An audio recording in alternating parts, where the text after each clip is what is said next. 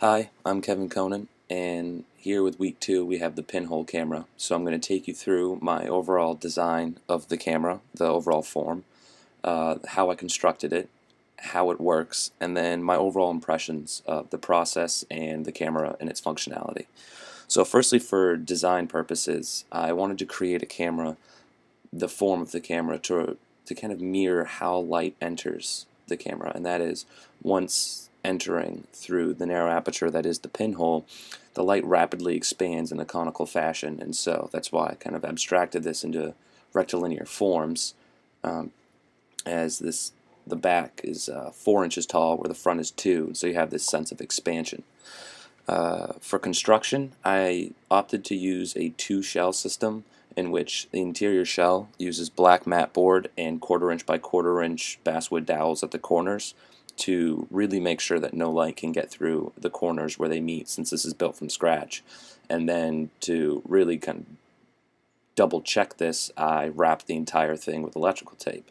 Then for aesthetic purposes, I veneered it with 32nd inch birch and basswood sheets and built a simple little shutter house out of 1/4 inch by 1/2 inch, 1/4 inch by 1/4 inch, and 1/4 inch by 1/8 inch basswood pieces.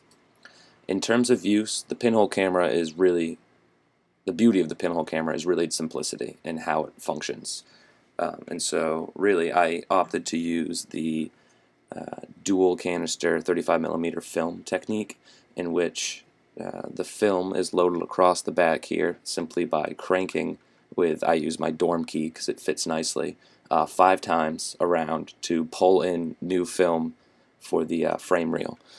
And then when this is done, simply mount the camera on something. I use my tripod with elastic bands around it. That works pretty well, and it's simple, quick and easy. After mounting it, to make sure that the camera can't move, since exposure times have to be quite long due to the narrow aperture, you simply lift up on the shutter block here, and the pinhole has light come in here, and it's projected upon the film in the back. When I first started designing and thinking about the pinhole camera, I realized that it would probably be almost impossible to hand build from scratch a camera that emits absolutely no light, that is a completely light-free box. And I was pleasantly surprised overall that it really wasn't that difficult, and I think that lends itself to the fact that this has that dual shell, which really locks in the interior of it and makes it pitch black.